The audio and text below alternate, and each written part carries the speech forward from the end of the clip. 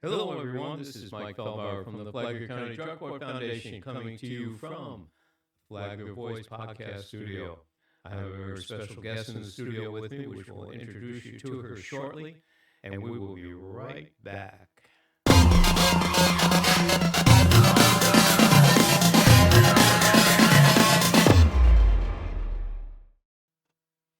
Okay, we are back with you, and I am in the studio with Anna Tassel.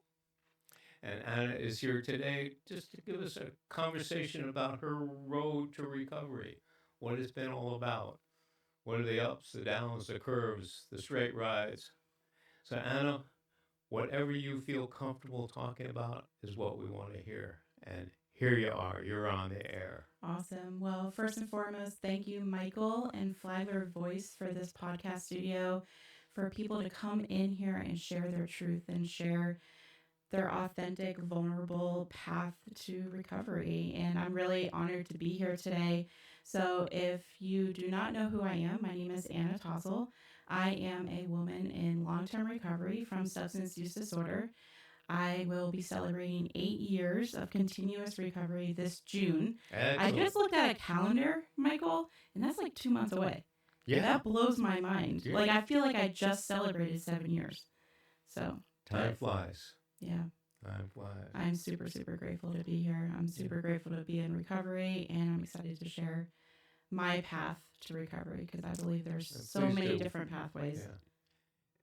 And people have to understand that there is no one direct pathway. Mm-mm. There's multiple pathways because there's multiple things that get you into the problems that you're in, and it's going to take different things for different people to get you back out. We have to understand that. So whatever works for you is what works for you. We don't push that on somebody else because it worked for me or for you. It's got to work for you. No, that's not the way it does it. Right. So, as I stated, I will be celebrating 8 years of recovery in June on the 28th, to be exact. I'm not one to really share the battle stories, I guess, because I don't really feel like that serves anybody. We've all people that are in recovery from substance use disorder, we all have our stories, right? And I don't want to glorify that at all. However, I do want to share about recovery because it's amazing. Sometimes it's not, but sometimes it is. But sometimes it's not, and then it is again. And I think that's a beautiful thing. So my path of recovery started, or my journey of recovery started in June of 2000. Actually, no, it did not. It started in February of 2017. And I was admitted into a psychiatric hospital, struggling with some suicidal ideation. And because of my substance use disorder and my mental illness. And that was my path. That was the start of my journey to recovery. I came home from the hospital and I ended up having about 4 months where I was clean. I was not using drugs. And I ended up relapsing in June of 2017. And I don't know how to explain it to you other than when that relapse happened, I had some form of a spiritual awakening. And all of my denial, all of my desire to use, my obsessive compulsive behaviors, all of that was lifted from me. And on June 28th is the first and last day, or no, June 27th was the last day I ever used. June 28th was the start of my new life. That's incredible. That really is. I don't know how to explain it to you, but I'm very grateful for it. It doesn't matter how you explain it. It happened. Right. Okay. And a lot of people that I have visiting here and deal with through the Drug Court Foundation and stuff, that's not a typical story. More of it is takes longer, whatever. But I know I have a really, really good friend of mine from back home in Rhode Island. They now live here in Florida too. That was his experience. He had been on alcohol and drugs and blah, blah, blah, and just, it was getting crazy. He ended up in the hospital for something else. But while he was there in that hospital bed, it hit him. Mm-hmm. And that was the last time he had anything.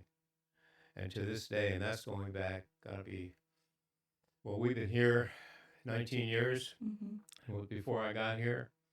So it's gotta be like almost 25 years that he's had that experience back then.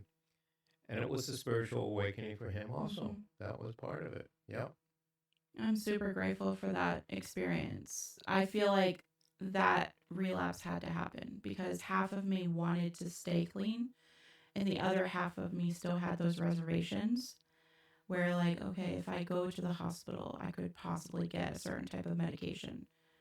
Mm-hmm. And as soon as I had that certain type of medication, it was like, maybe I can't control myself. Maybe I do have, like, it's solidified you have a problem, Anna.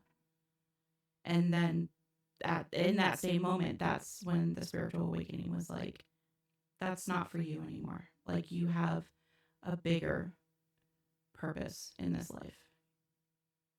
That's great. And now your involvement now in the recovery community has expanded dramatically. Yes, it has. And I'd like you to talk a little bit about your branding and who you are and how that helps other people understand what's going on. Yeah, so I'm a firm believer in multiple pathways of recovery. 12-step fellowship is a part of my story. It's a very small part of my story. When I first found recovery, I was trying to find my path. And I was laying in bed at 3 o'clock in the morning on September 3rd of 2018. So at this point, I was 15 months into my recovery. And 3 words popped into my brain. And those words were sealed lips destroy. Mm-hmm. And I thought for a moment, what does that even mean? Like, it was so random, Michael. It was so random. And I asked my higher power, what does that mean? And that day went on.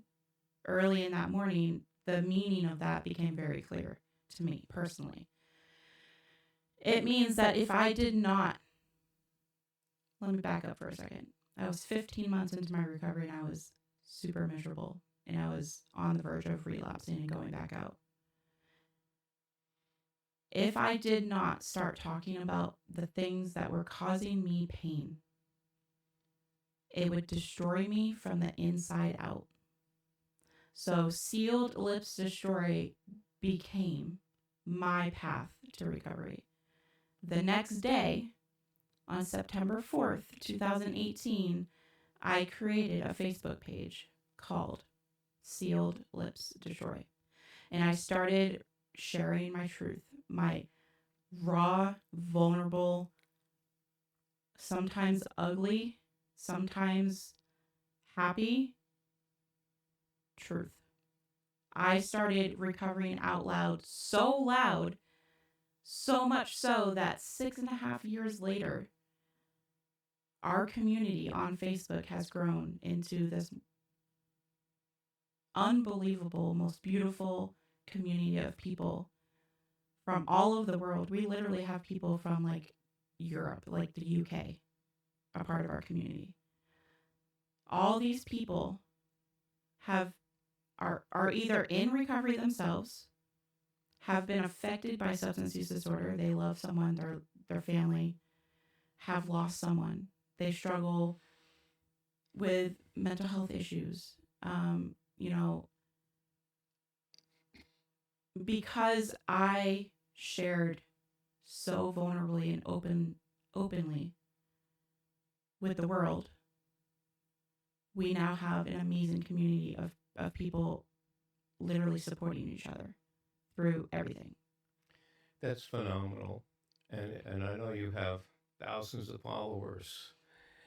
And the other side of that, it's not the other side, it's another portion of that we work on here at the Drug Court Foundation, is reducing, what you're doing is reducing the stigma. Mm-hmm.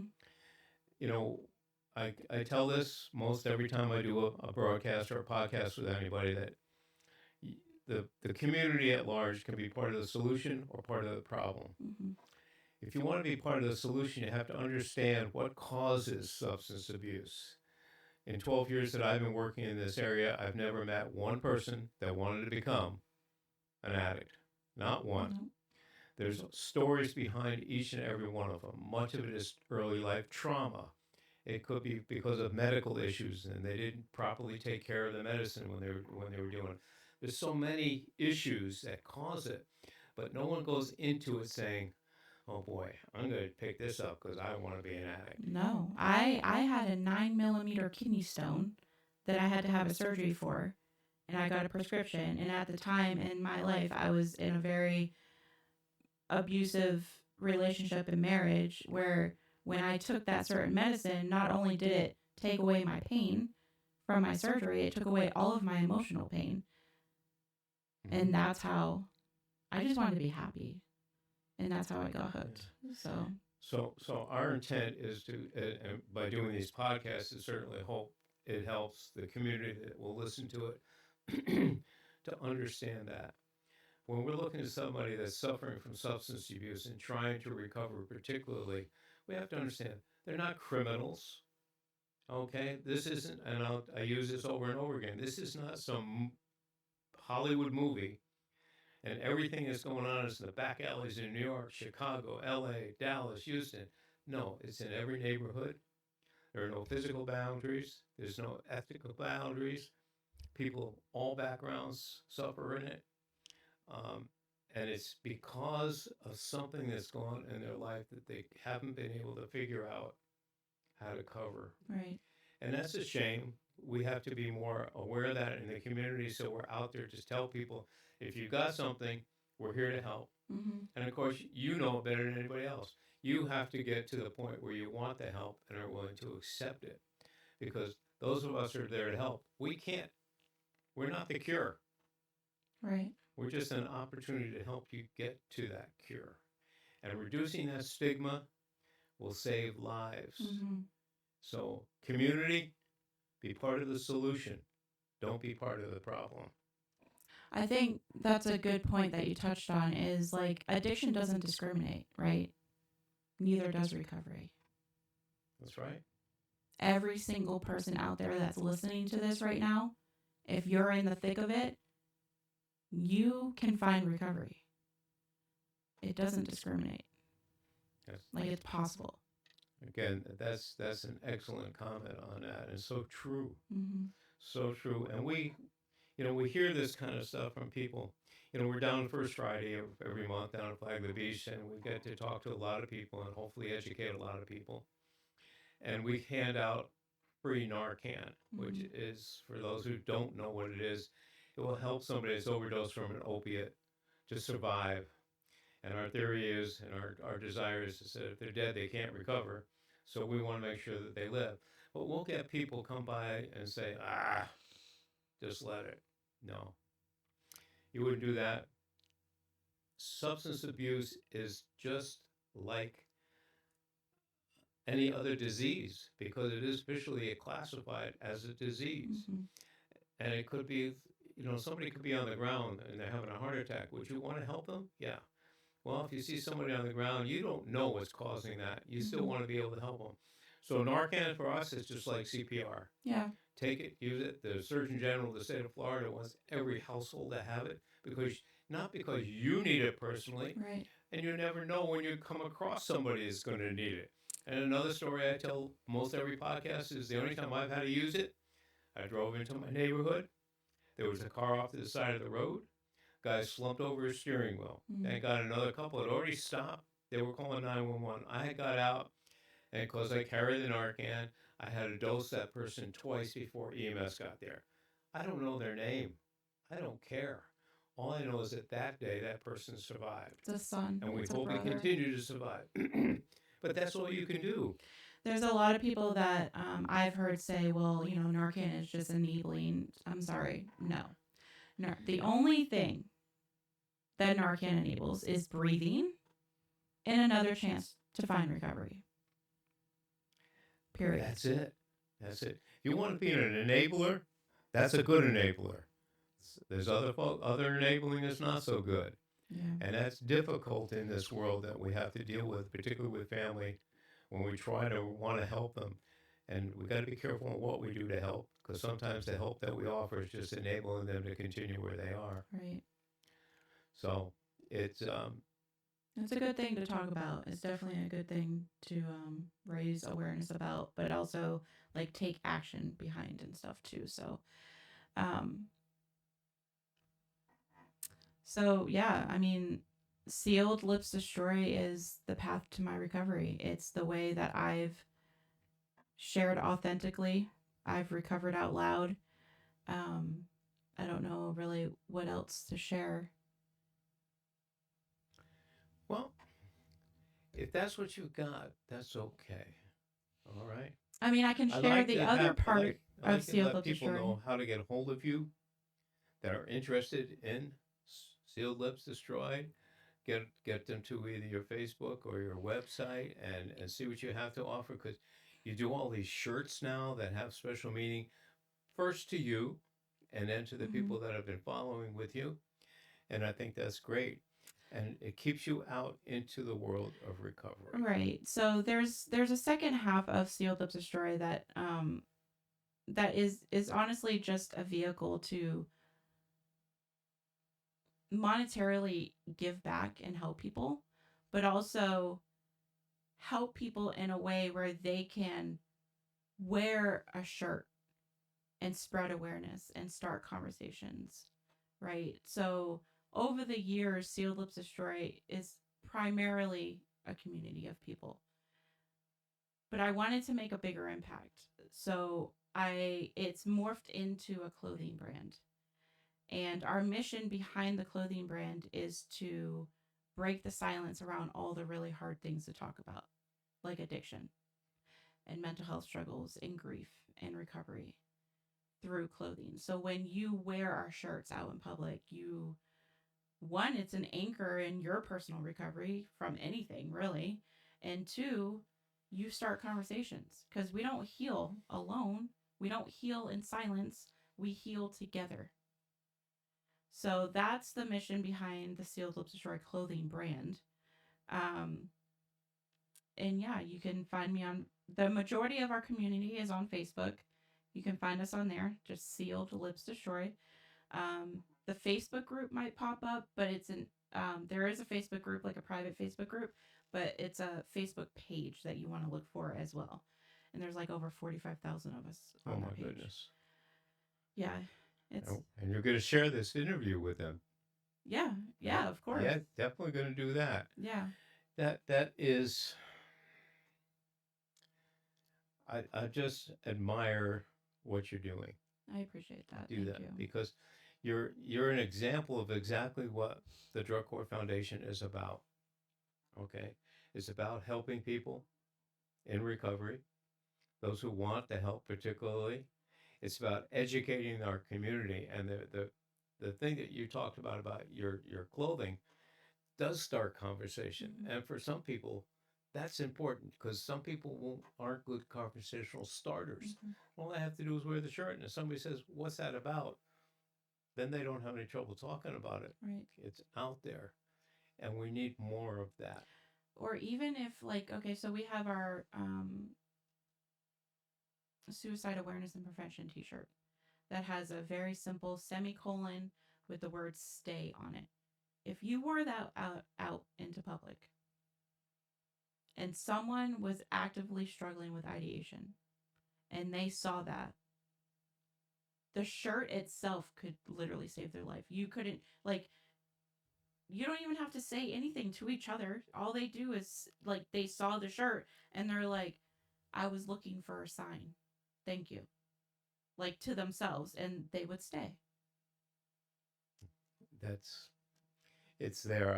I'll tell another story. It only relates to the fact that wearing something like that. So, Mm-hmm. I believe it or not, I'm not a big conversational starter.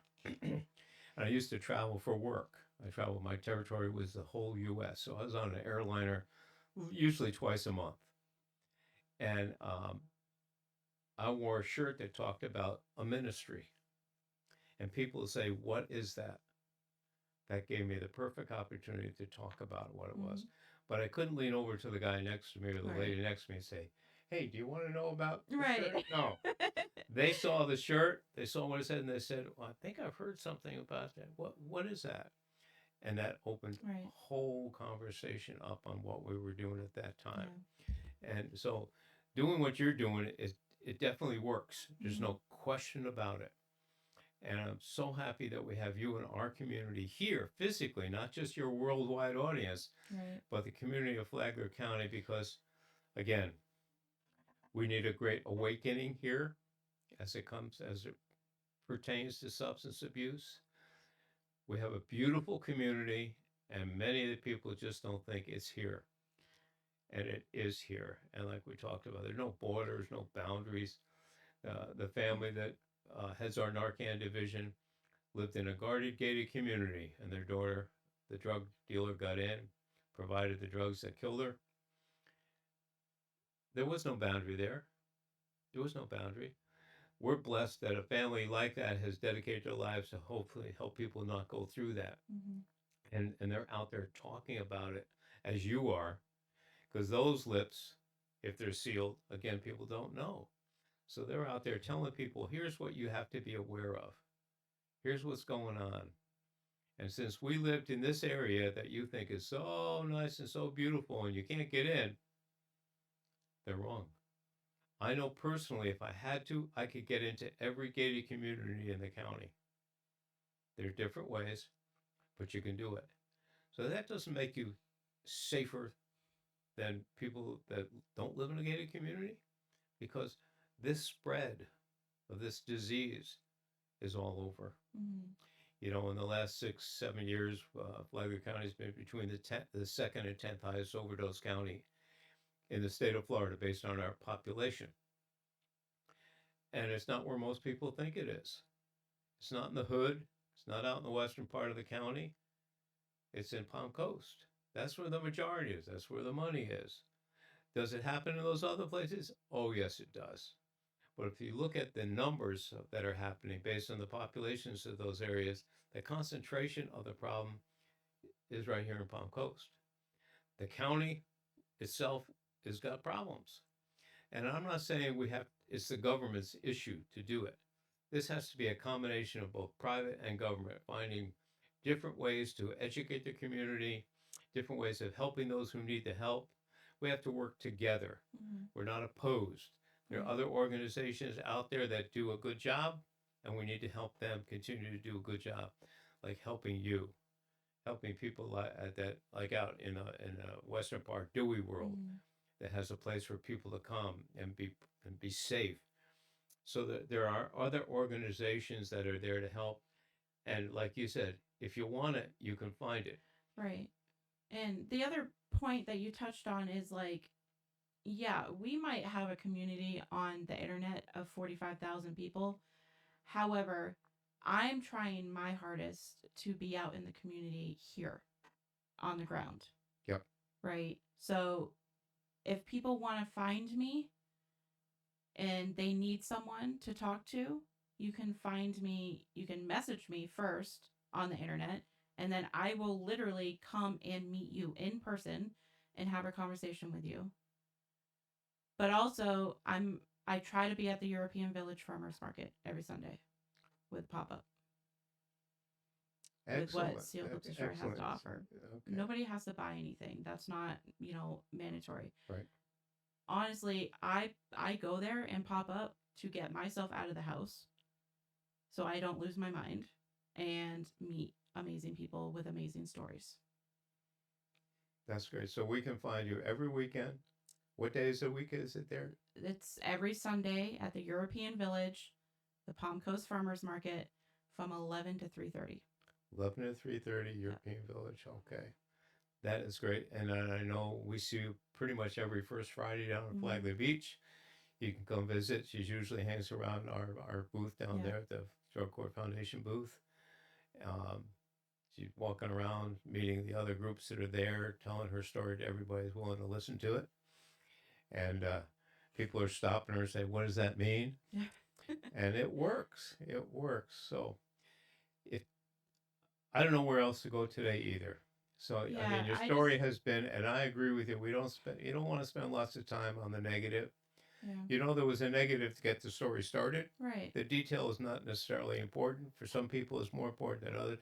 But you want to concentrate on the positive. Hmm. And the fact is, you can recovery. Yeah, It's available. yeah. Recovery is possible. And I know like that term gets thrown a lot around a lot, and it sounds cliche, but it's the truth. I mean, I'm sitting here with almost 8 years of recovery. I'm not going to sit here and tell you that my life is perfect, that I don't still have certain behaviors that I need to check myself on a daily basis. But I will tell you, sitting here right now, I have no desire to use drugs. Praise I have God. no obsession or thoughts to go out and use drugs. And I think what I've heard from you and other conversations that we've had over the period of months that we've known each other, that if that happens, you know what to do about it. Of course. And that, I radical honesty. eh, I press record on my phone and make a video about it and tell on myself yeah, and tell the whole world. And I yeah, know a lot of people that might seem like that's pretty intense, Anna, but I'm coming up on 8 years and I'm still not using drugs, so it's worked for me. that's the key. You found the key for you. Yeah. We all have to find that key no matter what our addictions are. I tell people back in the day, I was a 2 pack a day smoker. I quit 6 times and relapsed 6 times, and like a real jerk, I'd hide that. Of course, telling people you're not smoking when you stink is a little hard to get, a little hard to get by them until you realize that. And then I found what I needed to hang on, and that's over 42 years ago now. I also know that I can't do it. I'm smart enough to know that I don't want to pick up one Mm-hmm. because I know when the 6 times that I relapsed, the first one caused me to start smoking more than I did before I quit that time. So, that's what I know about me. I did find what I needed Mm-hmm. to hang on to get my recovery. And it was different than other people's that were going through the same thing that I was going through. That's inspiring for me though, Michael, because I just celebrated 6 years no cigarettes. It's I never made it that long in between my 6 times of Yeah. break. I make it for a year or so here, there, and everywhere, and then something would trigger, and I'd pick it up, Mm-hmm. and then it was here we go again. And then I found a good, solid reason that I said, okay, this is going to help me get through it, That's and I great. got through it. Because a lot of people out there, I can see them coming by and they say, "Nah, I don't those people, well, those people." Well, you is one of them people. And nicotine is one of the most difficult things to Mm-hmm. give up. It's harder than most drugs, but it's legal. The difference between when I was an addict and when other people were addicted, I wasn't going to get arrested for smoking. Right. Okay, I wasn't going to jail. But that was the only difference. I was killing myself. The potential was there. So we have to understand, and no matter what your issues are, whether it's drugs or alcohol or smoking or gambling or pornography or something, they all have that same effect. They all attack our mind, Mm-hmm. and we have to get that control of that mind. And it doesn't, oh, you have a blessed story because it happened overnight. I mean, I say overnight, that time for you. Mm-hmm. It wasn't overnight getting to that day, Right. but um, but we all, and like you said, it's different for everybody. So somebody that's going through recovery and they listen to your story and say, "Well, how come I can't get it like that?" Same thing. Don't worry about that. There's Yeah. something ready for you. You just got to research it and search for it. And if you really want it, it's going to be there. Mm-hmm. I believe I heard from you that you really wanted it. You just was there, and you got a message from your higher power. Mm-hmm. Said, "Here it is," and you accepted it, and you did it, and you work with it.